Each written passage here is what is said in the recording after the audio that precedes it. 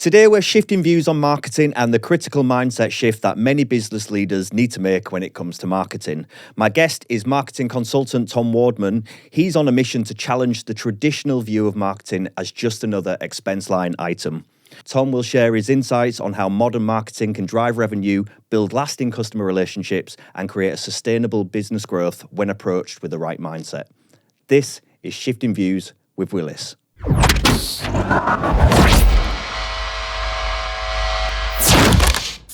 Tom, welcome to the podcast. Thank you for having me. Good to have you. Yeah. This sounds like a mission to me. This definitely sounds like you're on a mission to challenge the way people think about marketing. 100%, absolutely. What is the mission all about? What's driving this?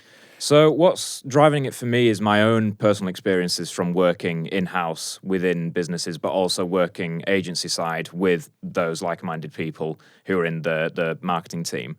And what I have found over the years is there are two types of businesses. There's the ones that have the old school thinking where sales is seen as that main revenue driver, the one having the leads, the conversations with the leads and so on and so forth. And on the flip side of that, they see marketing as an expense. The marketing teams are forgotten about. They don't get any time with the CEO. They don't get any time with the people who are having those sales conversations. Yeah. And what often happens when times get tough, as I've experienced myself, is marketing is the first team to go. Yeah. But ironically, sales is the first team to get hired. Yeah. And that, unfortunately, some might say, but fortunately for me, needs to change. Yeah, sure. Because there's this statistic that's been floated around for a number of years now that's called the 0 moment of truth. And it's this idea coined by Google that 80% of the buying decision is made online before someone gets in touch with a business. So someone who's looking to buy a camera, a washing machine, accountancy services, whatever, they're doing so much research online that is essentially educating them and helping them make that buying decision before they even get in touch. Right. If you take that statistic at face value, there's an argument to be made that marketing is the one that has more impact on that sales process and that conversion process, that trust, that education. Marketing is the one that's driving that, not sales. And if a business doesn't fundamentally understand that, they're not going to get the best results, not only from their marketing, but from both teams, sales and marketing, working together. I've experienced this before. I've definitely worked in marketing teams where the leadership really view marketing as that kind of fluffy element. Yeah. And you're right. It's kind of, you know, you do the pretty things, you do the nice designs, you put out the leaflets and stuff like that.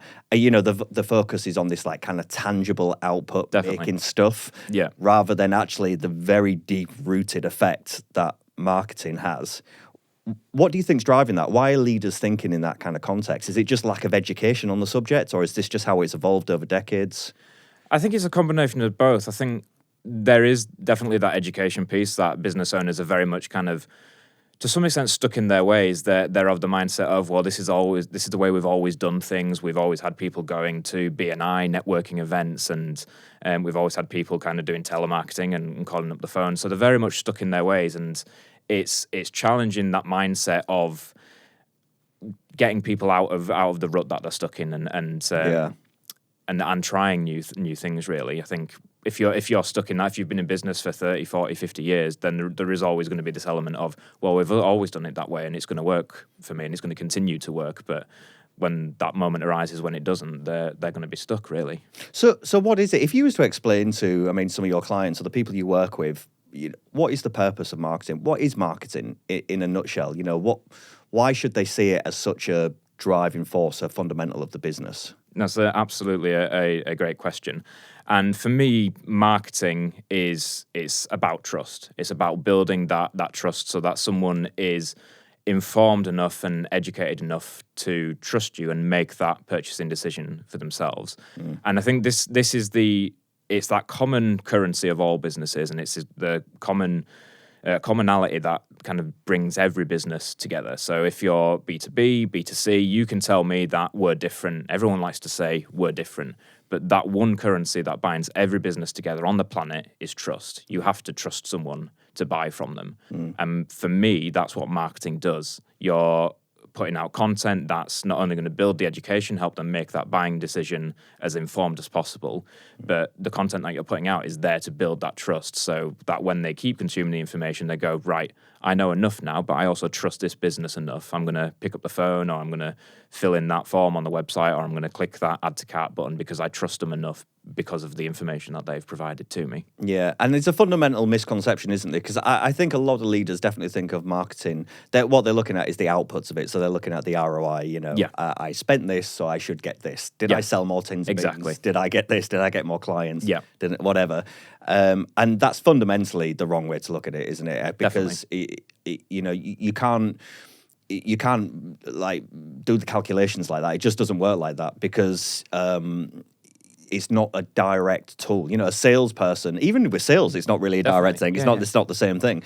Even that is built. It's a relationship building game. And there's different elements of that. I guess in the sales funnel. And there's like quick wins and things that people might need immediately or whatever. But by and large, it's a trust building game. Even in the sales, it's a relationship thing, isn't it? Yeah, definitely. But marketing, because it's such a long game and it's not really tangible in that sort of sense. It's very much an investing in a feeling almost. Yeah. And that's hard for business leaders, especially if you're like the FD, to get your head around, isn't it? That's the thing. That, yeah.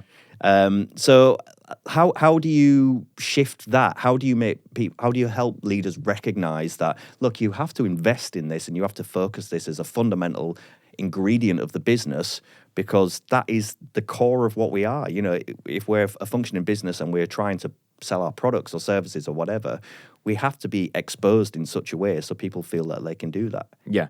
How do you shift that? So I always bring it back to, yes, there's this argument of sales do one thing and marketing do another thing. I'm very much of the view that we need to break down those silos between the two teams. Yeah. Because fundamentally, they have the same job, and that job is educating customers and educating eventual customers. Yeah. Those two teams just do it in different ways. So marketing, for instance, they will educate the leads and the customers through the content that's been out there, the blogs, the website, that sort of thing. And they'll educate them to a point that they can be handed off to sales. So marketing can then go to sales. Here's this lead for you, needs following up with, passing it on to you. It's your job now.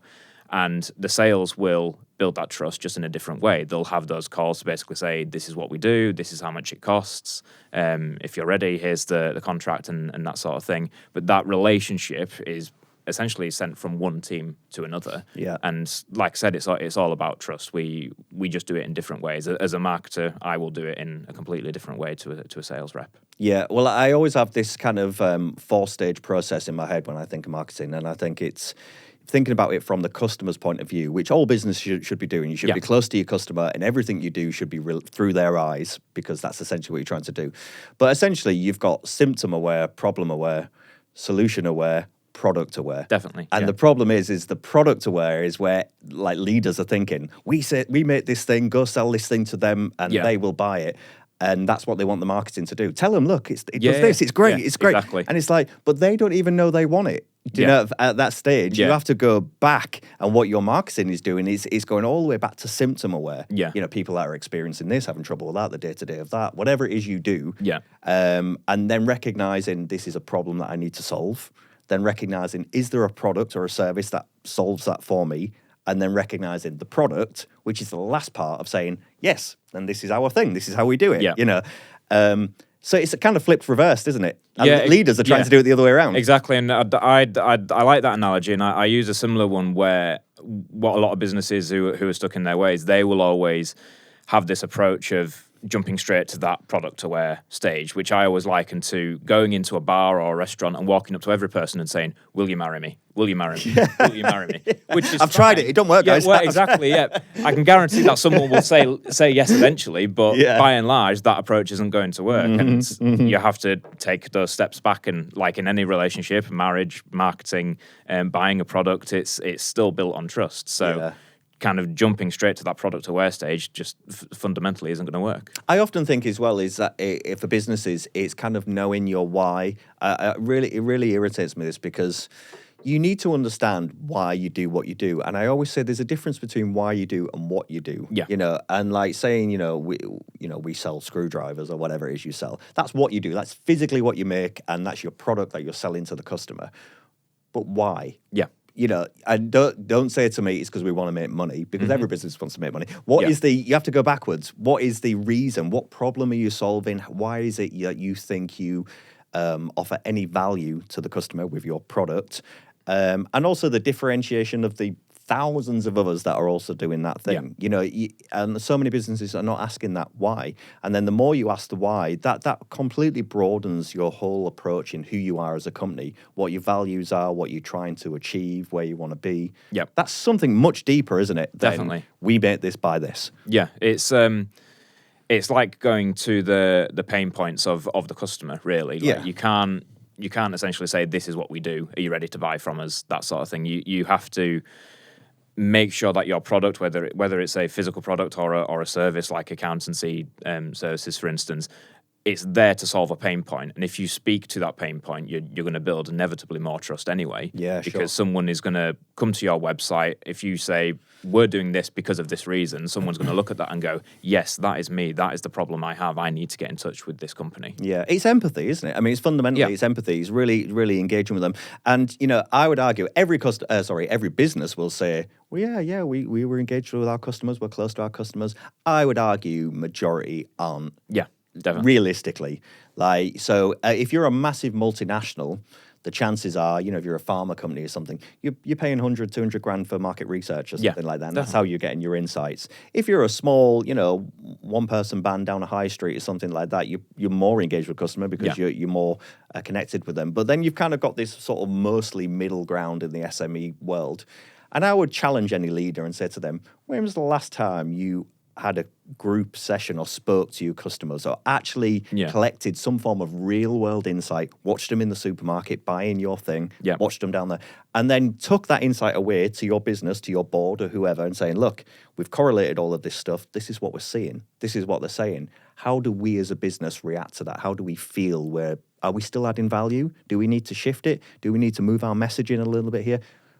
I don't reckon many businesses are actually doing that. No, I would agree. I think that there comes a point where a customer is essentially another number. Yeah. And once you get to that point, it's almost like you're abdicating that responsibility to your sales reps. Sure, your sales reps might know individual customers. Sure. But I think, you're right, that the bigger a business gets, the lack of personal touch that you'll see, not just in that buying process, but that post-purchase point as well. Yeah, and I also think that's why I agree with you, that sales and marketing has to be in the same ecosystem. Yeah. They're the same kind of connected team Definitely. in a way, because one feeds the other and vice versa. Yeah. And so often, again, with those kind of medium-sized businesses, you do have like that kind of sales rep attitude, where the people that are doing the sales, quote unquote, it's all in their head. Yeah, but I know Dave. Yeah, I know what he wants and I know what he needs, and you just come and ask me and I know.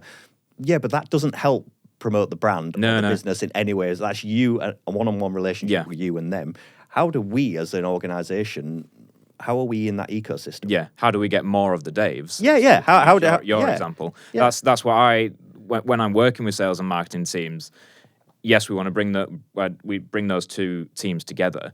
But I think there's a big opportunity when that happens for the marketing team and sales teams to collaborate. So for content, for instance, a content writer, I think, should go to a sales rep and say, I'm writing a blog post on how much does payroll cost, for instance. I should be able, as the content writer, to go to the payroll person in the company and say, this is all the points. These are here to attract more Daves, to use your example. Yeah. What do I need to talk about in this blog post? And as you said, the sales rep will go, well, that's all in my head.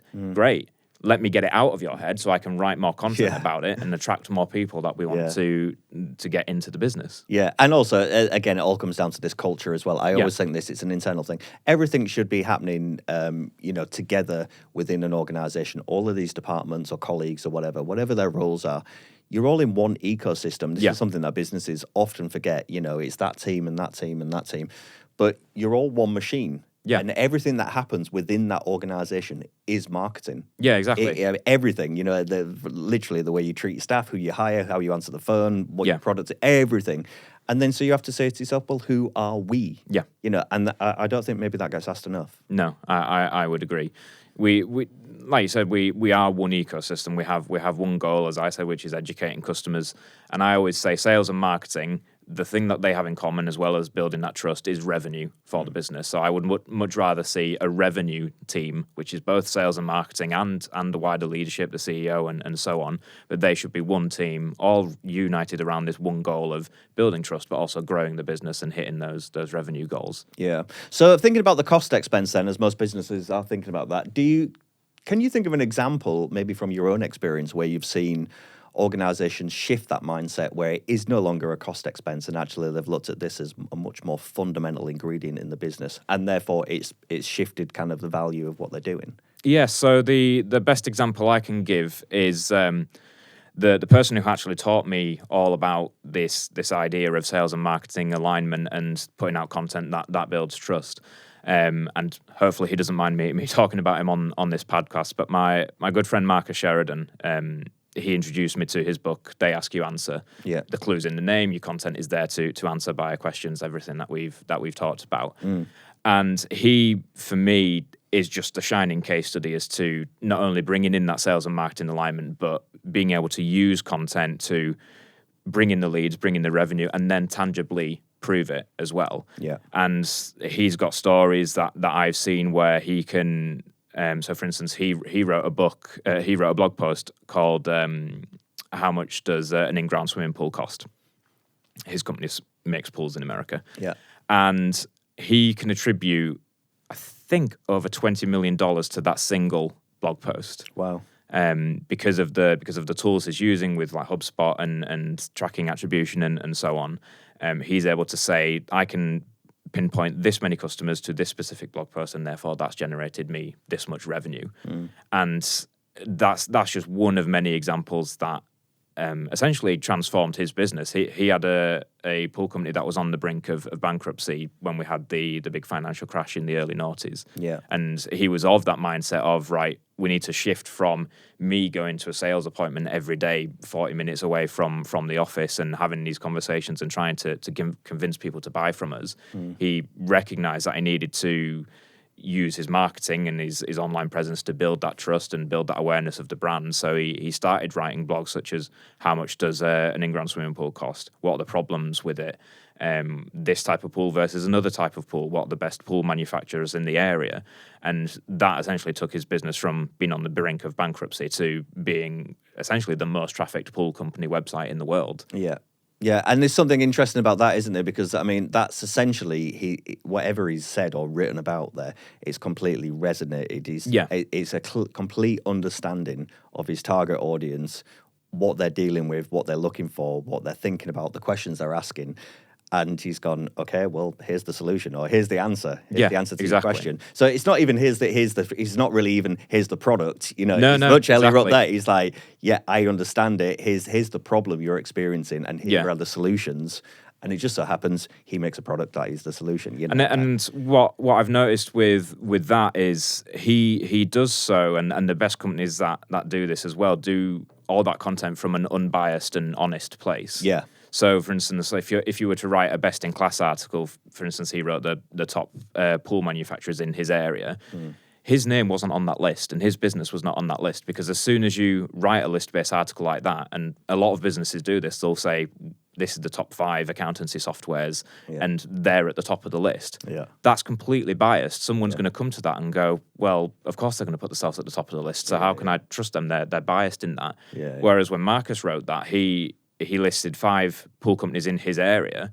He wasn't on there, but then he started actually ranking, that blog post started ranking for that competitor brand name. So you would put something like reviews, name of company, and his blog post would come up. So yes, he's building that awareness, but people are more likely to trust him because it's unbiased. Well, it's adding value, isn't it? Yeah. I mean, this is the whole thing. I always said to say, I work in innovation. It's the same thing we say, you know, it's how do you add value? Yeah. Whatever it is you do, and as you grow your business, it evolves, things change, technology comes out. You know, you have to keep adapting, moving. You do that by being close to the customer, actually understanding the customer. Definitely. And how do you add value to them? Yeah. You know, what's the problem? And how do you add value to that? And I think that's fundamental. And you can't write that on a spreadsheet. No. And that's the problem, isn't it? Yeah. So, but thinking about the metrics, you touched upon metrics there. What are the key metrics that business leaders need to be looking at when it comes to marketing? What should they be focusing on beyond like how many units did we sell? Yeah. So the first thing I would say to a business is any of those vanity metrics that you're tracking, get rid of them. So things like people will look up how many views did we get on a social media post? How many clicks did we get on a social media post? How many people opened our email? How many people came to a specific page on the website? Yeah. Now, that's not to say completely discount them whatsoever. They do have a time and place, but I think a lot of businesses will kind of focus on that and go, "Whoa, our traffic increased 20%," and then just leave it at that. Yeah. That doesn't mean anything. How do you quantify that further? So, for me, you want to be looking at if you've got the right tools in place, like HubSpot, for instance, try and track attribution as much as possible. So, on a specific website page or a specific blog post, how many people filled in a form after that? So, how many users who have made an inquiry can you trace back to a specific piece of content or a specific page on the website? Look at those different attribution types, and that not only will help you understand how your business is growing, but it will help you understand where people are coming from, and that informs further content that you write, further videos that you make, and so on and so forth. And from there, really, you can tie the revenue to that. So if you've got a sales pipeline, for instance, you can say this deal was worth 200,000. It came from this Google Ads campaign. We spent 5,000 on this, so therefore the return on investment is whatever percent. I'm not going to try and do that. Yeah, I was watching that. Yeah. But I would focus on the tangible metrics where you can basically say, I, to some extent, spent this, and therefore I got this many people from it and this much revenue in return. If you've got the right platforms and tools in place, you're able to do that. Yes, the vanity metrics, so to speak, are important because things like website traffic will show how much you're growing over time in search engines and such like. But a lot of businesses will just stop there, and that's not going to tell you enough data, and that's where you end up going down the rabbit hole of, our marketing's not generating any results. I need to get rid of my marketing team and that sort of thing. And I mean, I've been there, so I know how that feels, and that's why I'm keen to make sure that businesses go beyond that and focus on the It's hard, interesting, fast. isn't it? Because I think you can equate this to so many different things. So I think, like, with this podcast, I mean, this is only a year old, this podcast. Yeah. So, like, it's not a huge podcast, and so, like, if you was to look up this podcast on whatever, any of the platforms on YouTube or something, you'd go, well, there's not many followers. It's not really much engagement on This guy's like not Stephen Bartlett. Yeah. I was like, no, yeah, you're absolutely right. And I always say to people, I don't even think about it in that context ever. Yeah. What I think about is this showing up and is it adding value? Are people listening to it? And I know that's happening because the people that speak to me, people I don't know, contact me and go, I'm seeing you everywhere. Yeah. I saw that podcast you did with Tom, and he was talking about it, and then they reach out to me and say, could I be on the pod or whatever? And things like that happen all the time. That tells me that it's being seen and people are listening or watching or taking something from it that says, I engage with that. I either like it or I want to be part of it. I've got something to add, kind of thing. And so that's kind of how, so it links onto my next question, which is kind of between the terminology. Yeah. Because there's marketing and then we hear like branding and things like that. Can you give like a simple difference or a simple definition that like would help a business leader understand what is branding versus marketing? Isn't it the same thing? That's the $1 million question there. And we could do an entire podcast episode on that. But what I would generally say to people is marketing is kind of how people discover you. So it's the content that you're putting out, it's the blogs, it's the videos, it's the social media posts, that sort of thing. I always say to people that branding and whatever your brand identity is, that concept is what people will say about you when you're not in the room. Yeah. So there's the conversation starter and there's the foot in the door, I guess is the best analogy that I can give. That for me is the difference between the two. A lot of businesses will say, oh yeah, we've got a really strong brand, and I would always say, well, how do you know? Like, what are people saying about your brand? Yeah. Like, if I was to go into a room of people who knew about you and said, tell me about Abacus Accountancy, what would they say? And often they can't tell me, and it's because they don't have the brand identity that they think they have. They don't understand what their values are. They don't understand how to communicate that through the means of marketing. And it's very much, yes, you can start at your marketing, but if you've not got a good solid brand foundation in place, you're not really going to get anywhere with your marketing. Again, they are one and the same. Yeah, because I always think it comes down to this trust thing, and you touched Yeah. upon that earlier on. You know, if I was to think of, say, like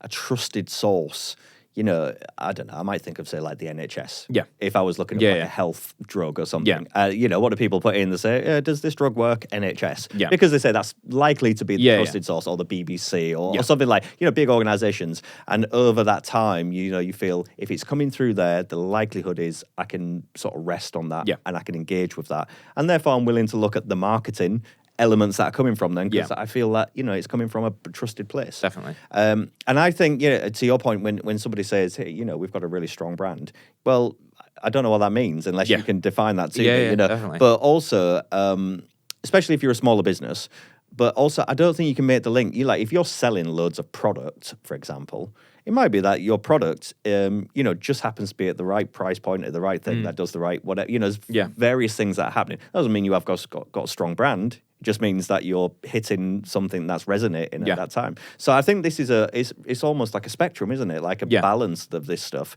Yeah, because when you think about that process that people are going through, where they're in research mode, they're trying to find out the solution to that pain point that they've got. For instance, they might need a new camera because their old one's died and they want to photograph their son's first birthday, for instance. Sure. That's a pain point that they want to solve.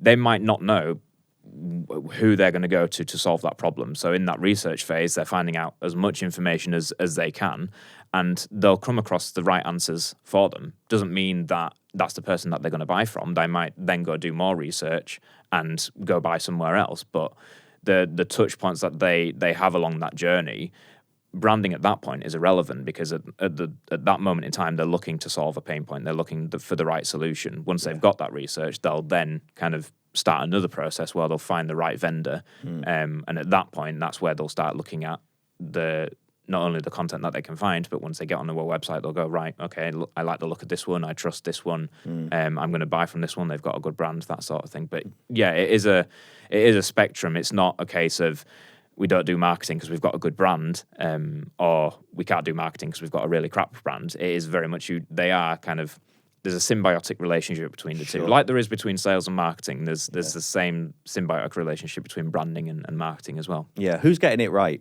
Who have you seen? Can you think? I mean, putting you on the spot here a little bit, but just you know, examples of organizations or types of organizations that are doing well. And, you know, what is it that they're doing differently? You know, that how is it they're shaping their marketing team that the average organization isn't? Can you think of examples of that people that are doing that? Yeah, great question.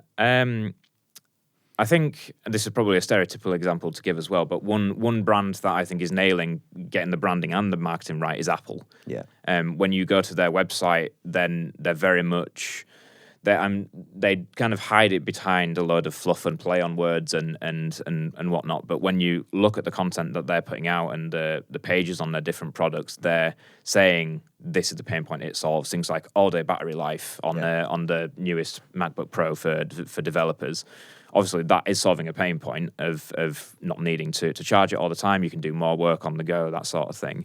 But they do it in such a clever way that they're basically speaking to that person, where they can say, "Oh, yes, this is exactly what I need because I'm having this problem, this is speaking to me."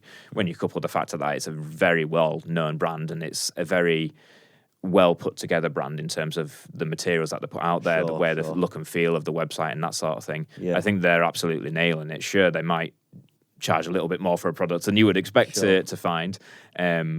And so on, but I think ultimately they're nailing it really in terms of getting the right balance between branding, marketing, any sort of fluffy BS with how they package things up. They've kind of got the right balance, I think. Yeah. So what can a smaller business then, so it's learn from, say, like the giants, from the likes of Apple, if you used to speak to, like with your clients, if you used to go into them and say, look, okay, let's look at what's going on with marketing. Yeah. What are the fundamentals? What are the first steps they need to think about if you want them to rethink about what marketing is to them? Yeah. So I always do a test where I go into a business who, if they've done very little marketing or no marketing, and I will always go into them and say, give me a question that comes up in the sales process. And it could be something like, how much does such and such cost? Yeah. first thing I do is I put that into Google. That exact question that people are asking, I'll put into Google, and I'll scroll down the page, look at the top 10. That person won't be there. Yeah. Top 20 won't be there. And sometimes I'm scrolling just to prove the point to like the 10th page on Google, and they're still not there. Yeah. And I go through that process to basically say, look, marketing is about answering questions. It's about, as we said, building trust. It's about answering the critical questions that people have when they're looking to make a purchasing decision. Give me the top 10, 20, 50, 100 questions that you've got in the sales process, either last week, last month, throughout the year. Document them in it could be in a spreadsheet, it could be in whatever. And then I always say, get your team to upvote these. So send it around the team and say, these are the questions people are asking for us. What should we be prioritizing writing about? And as soon as I say to sales, do that, they're like, oh God, yeah, this keeps coming up every day and I'm tired of explaining it. The best alignment I see between sales and marketing is not only they're feeding each other ideas, sales are saying, we need to write about this, but marketing is saying, right, I've written this blog post for you. A sales rep can then use that in the sales process rather than saying over email to such and such, oh, this is how we do X, Y, Z. They can say, read this blog post before the meeting. And it's just saving both sides so much time, because not only are you saving time, you're also ensuring people are the right fit for you. A lot of the time when there's no marketing in place, I get salespeople saying, oh, I'm just having so many sales calls where I'm dealing with bad fit people. Like, we charge £500 a month and they want something for £20 a month. And we only find that out after I've spent like 4 hours on the phone with them. Yeah. And it's a complete time sink. So for me, content is powerful in that instance, because you can send content to people and say, right, before we have a sales call, absolutely fine, happy to do that. Go and read this blog post and read that before the meeting. And if you don't, we'll reschedule the meeting. Yeah. And often, not only will people do that, but it helps you weed out the tire kickers, because someone could read that and go, oh, actually, this isn't within my budget. Let's not proceed. You're not wasting their time. They're not wasting your time. Sure. And as soon as you get that into that rhythm of sales feeding marketing content topics, marketing writing those things, and it being used in the sales process, you're in for a good time, because everyone's becoming much more efficient. You're spending time working and talking to people that you want to work with and want to win as business. And it creates a much better business environment, I think. Yeah. I mean, for me, I think, to your earlier point, I think sales and marketing should be hands and glove. Yeah. Because, I mean, to the example you just gave there, where if you ask a number of questions, okay, what are the key questions that people asking? I bet that never even is a question that gets asked. No. How often does a sales team go up to the marketing team and say, okay, in the last 6 months, I've been asked this question about our product 20 times. Yeah. Can we put something together that kind of starts putting this message out, answering that question, solving the problem? Yeah. And also, like, the filtering process, like, you've got the tire kickers, you've got the thing, how much is it? Exactly. Key, it's the $1 key million question. Yeah. How much is it? Yeah. So, I mean, you need to be setting that. And to your Apple point, there's an expectation with Apple, because everything about them says it's premium, it's well made, it looks great, it's easy to use, it does everything you need it to do, it solves this, it does that, and that everything about it, you go, yeah, Apple. Yeah. Because it's just quality. Yeah. And with that, that there's a price point that comes with that. It's a premium product, but it's a premium product that you want because it solves all of these problems. Yeah. Every business should be thinking about that. You can't buy an iPhone for 50 quid. Yeah. Do you know what I mean? Exactly. That's the case. And you don't have to ask the question. Yeah. Do you know what I mean? So you could, but the screen's probably not working. Yeah. I mean, yeah. I mean, I'm sure someone's selling one for 50 quid. Yeah. But in the business context, if whatever it is your business does, your service or whatever it is you put out, surely everything about your messaging and the narrative and everything that goes up, in whatever context you do that, should be kind of setting that feeling, that expectation. These are trustworthy. They sound like they know what they're talking about. They're addressing the problems I have. It looks strong. It looks premium. They've got systems and processes in place. It's easy to find what I need to find. Whatever. Yeah. There's so many fundamentals, isn't they? And that's a combination of people within the business. Yeah. You can't just say to the marketing team, market the business and make it look like that. Because the marketing team needs to be able to say, well, what is everyone in the business experience? Sales primarily, but even HR, hiring, candidates. What are we as an organization? Who do we want? What? There's so many elements. I always say to a business when they're working on the marketing or if they're redoing their website, for instance, I always say, have a look at your website and do a we versus you test, especially on the homepage, because a lot of businesses will say, welcome to such and such. We do this, we do that. But someone's going to come to that website and go, well, that's a bit vain. That's like they're very we focused. We're focused on them. Really, you should have this we versus you balance of for every 8 yous, you've got 1 we. Right. Because someone should come to a website and go, you're facing this pain point. You've got this. These are all the different things you're facing. And not only at that point should a website then go, we do this. This is the solution to all of your problems. Mm-hmm. And someone can come to that website and go, yes, this is the pain point. This is the problem I'm having. These guys understand me. These guys are speaking to me. I need to get in touch with this business because I have a high confidence that they're going to solve that pain point. Yeah. And that goes back to that earlier funnel, doesn't it, of this symptom aware, problem aware. I mean, I think if you was putting out messaging over time, if your marketing strategy was really about trying to articulate like the symptoms, because you touched upon earlier on, people aren't immediately buying quite often unless it's a very specific thing that they say, I need this now, tomorrow. But as a general rule, people are researching, who do I go to for a new boiler or, whatever it is. Yeah. And so they're kind of looking, they're Googling, they're Facebooking, they're looking around, they're asking around, who have you used, who's your plumber that you've used? That's what I see on Facebook in my groups all the time. Is anyone recommend an electrician? Yeah. Now people are asking, do you know what I mean? What's the experience of that, Yeah.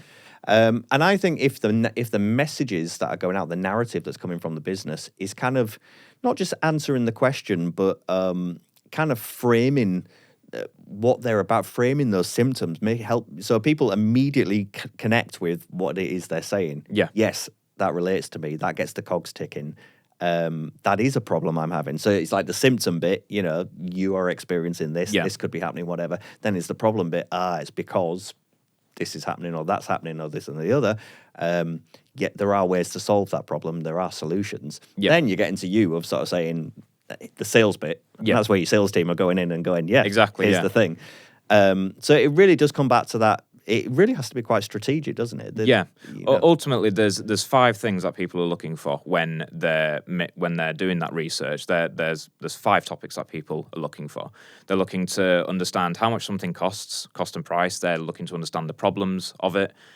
So problems with your iPhone, such and such. They want to then compare that product or service to another one, iPhone versus Android, and then they're going to look at the reviews or the best in that category. So the best 5 smartphones of 2025, for instance. Those 5 topics run the economy. Those are always what people are looking for when they want to make that purchasing decision. And it's once you look at those, that's when only after that point you can get to that solution, that product aware, because you've understood what it is you want to buy, the pain points it's going to solve, and now you're at this point where you're comparing, you're looking up how much something costs so that you can make that decision as informed as possible. Yeah. So what does the future look like for you? You're working in this industry. Yeah. You're seeing it evolve rapidly. There's a lot happening with technology. AI is the big topic word. Absolutely. Everyone's panicked about that. Yeah. But actually, just thinking about some of the stuff you've said in this podcast, it almost articulates to me why AI isn't really such a takeover of marketing in that sense, because all that can do is produce stuff that that's been inputted into it. But actually, that can't be close to your customer. No, and that can't have that direct kind of the bit we was talking about earlier on, understanding symptoms, recognizing those symptoms, and being able to start framing different messages according to the individual. It can't have empathy, basically, in that sort of sense. Yeah. But it can help you do tasks. Yeah, definitely. It can do donkey work for you, essentially, which is great. So what do you see it looking like? How is marketing going to evolve? How is technology going to affect that? What should business leaders be thinking about in that context? So the first thing I will say is that there is this big thing going on in the industry of marketing is going to take my job, or AI is going to take my job. Sorry. That's not the case. For me, AI is an enabler. It helps you, as you say, it does the grunt work. It makes you more efficient, whether that's helping you write an outline of a blog post or help you do keyword research to understand what you should be writing about. That grunt work is where AI can come in clutch and really, really help you become much more efficient. But AI is not going to break down the silos between sales and marketing. AI is not going to replace the sales reps having those calls and building the trust once you've been handed that lead from a marketing team. So for me, the principles of the future are very much what they are now. We need to break down silos between sales and marketing. We need to make sure that both teams are aligned around building customer trust, because that, as I said at the start, is that ultimate currency that is driving the marketplace, the economy worldwide. That's not going to go away. We're always going to be in the business of building trust, regardless of what team we're in or what business we're in. So for me, the future is very much still here and now. Let's get those teams talking together. Let's get them working together and breaking down those silos, feeding each other, and as I said, that symbiotic relationship. If a business masters that, then the world is their oyster. There's so much that they can do. There's so much untapped potential on both sides of the coin with sales and marketing, and so much untapped potential with the marketing efforts and the content efforts and the sales efforts that that can be put out there. And the revenue growth is astronomical. Like I said, with Marcus, $20 million from one blog post, and that's just one example. There's many that I can list off with him. There are very few people that will do this. There's I think less than 1% of people will talk about how much does something cost. But the business that does will be the disruptor. And if you're the disruptor, then everyone will follow after that. Look at Tesla, for instance. Everyone thought Elon Musk was out of his mind, getting rid of the traditional go into a car showroom and say, I want to buy a Tesla Model 3, for instance, and changed it so that you can only buy it through the website. At the time, everybody said you were out of your mind. But now Ford is following suit. Other manufacturers are following suit. Yeah, sure. He was a disruptor and other people are following. And if people have that same mindset when it comes to marketing, then anything is possible. Yeah. And I think that's a really good point. I think it's understanding how much it is evolving and things are changing. And I guess people who struggle with marketing, so business leaders who struggle with marketing, who really see it as a cost, essentially, on the balance sheet, they're probably not particularly knowledgeable on the subject. I think it's fair to say. Definitely. It's not to say they don't know their business, but probably not knowledgeable on the role of marketing in the business. And maybe harping back to, days when it was something quite different, you know, and actually it has evolved rapidly. Definitely. And the way people buy and shop has evolved rapidly. The way we build trust with people has evolved rapidly. It's changed, and it's continuously changing. And really what you need from people who are in marketing is to be able to understand that and be constantly rolling with it, right? Yeah.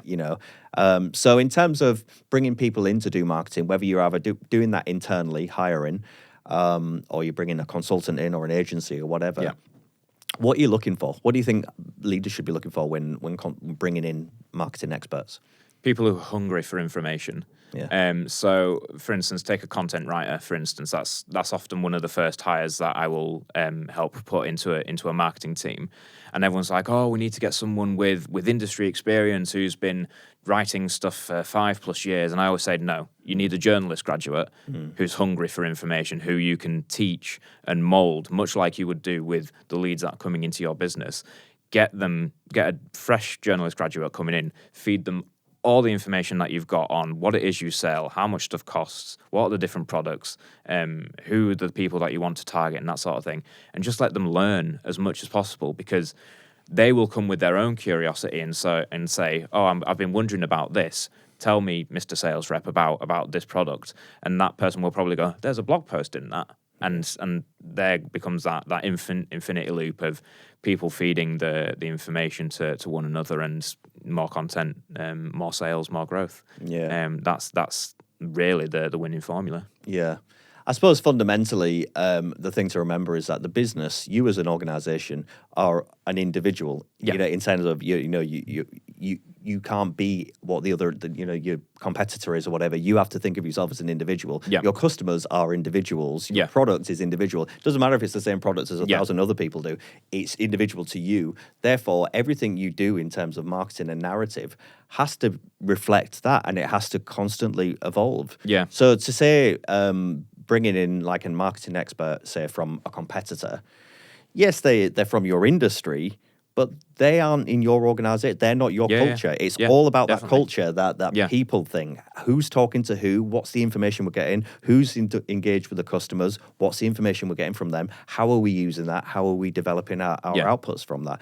I don't like this idea, and it happens in big organizations, especially in hiring practice, where they essentially hire what I call robots. Yeah. You know, it's people that Yeah. just go from business to business to business. They Yeah. take the same ideas with them. This is what we did there. I can bring that here. Yeah. And the leaders go, great. Well, they sold loads of stuff, so bring that here, kind Yeah. of thing. You're like, well, okay, that's completely the opposite way you need to be looking at it. You know, and I like your Yeah. term of saying someone who's hungry. You need someone to come in and say, how can I put out whatever the message is? How can I best understand it? How can I best understand what they want? Yeah. And make sure that every day I'm putting that in some form of context that I know it resonates, that builds trust. 100%. I had that when I was working in-house and within agencies and going through that interview process. I always said, one of my questions in the interview was, how would you feel if I put a blog post up in my first week of how much does such and such cost? And for me, that was a big kind of indicator as to how hungry people were to change, because as you say, I've been guilty myself of going from one role to another and just doing this worked in the last role, so I'm going to do it in this role, and being on that hamster wheel, so to speak. Yeah. But I want to go into businesses that are hungry to change. So when I was working in-house, I would always have that question in the interview of, if I put up a cost article, what's your reaction going to be? And probably 9 times out of 10 will go, oh, we can't write about that. Why would you write about that? Our competitors are going to see it. People shouldn't know how much we charge and that sort of thing. But that 1% will say, yes, absolutely, we need to put that out. And they'll be the ones that see that step change growth and see that transformational impact on the business. Yeah, yeah. So what's your takeaway? If business leaders are listening to this, you work with them, you offer consultancy on this, what do they need to think about? What if you was to give them, if you just define marketing to them and say, look, this is what you need to be aware of. What's your key takeaway, do you think, that they need to be aware of? Think about the questions that people are asking in the sales process, and ask yourself, how many of those questions are you answering honestly? Both metaphorically, how much you honestly answering them, but also how many are you physically answering in an honest way in your marketing. And if that number is 0 or close to 0, then you've got a real problem, and ultimately your marketing needs to change, and your culture between sales and marketing needs to change. And if they recognize that, then great. I can come in, I can basically say, these are the things we need to do, or everything we've talked about today. But if they're not going to recognize that, then for me, their business is on borrowed time, and they will soon find out when, like we talked about that 0 moment of truth with 80% of the buying decision being made online, that's only going to go up. It certainly hasn't gone down, especially since the internet was first invented. It was probably like 10, 20%, but it's only ever going to go up. Yeah. And if you're not in that 0 moment of truth, if you're not appearing when people are making research, then how is someone going to not only find you, but how are they going to trust you? Yeah. Because trust, as I said, is that currency that binds every business together. And if you don't accept that and recognize that it's the responsibility of both marketing and sales to build that trust, then your business is on borrowed time. Tom, this has been really, really interesting. Where can people find out about what you do and connect with you, and maybe you can help them out? I'm sure they've got questions. Where should they go? So the best thing to do would be to go to my website. Easy to find. It's just tomwardman.com. On there is everything I do in terms of the conversations that we've had today on a done for you, so doing marketing for people, but also coaching in-house marketing and sales teams as well. That would be the first port of call I would suggest people check out. Okay, tomwardman.com. Yeah. Check it out. If you need help with marketing, it's not just a fluffy thing. It's not just making leaflets and all that kind of stuff. It's fundamental to your business. You need to get people speaking to each other. You need to get the sales team and the marketing team working together, and you need to be close to your customer. Tom can help you with all this and explain all of it. Tom, this has been really interesting. Thanks for coming on the podcast. Thanks for having me. All the best.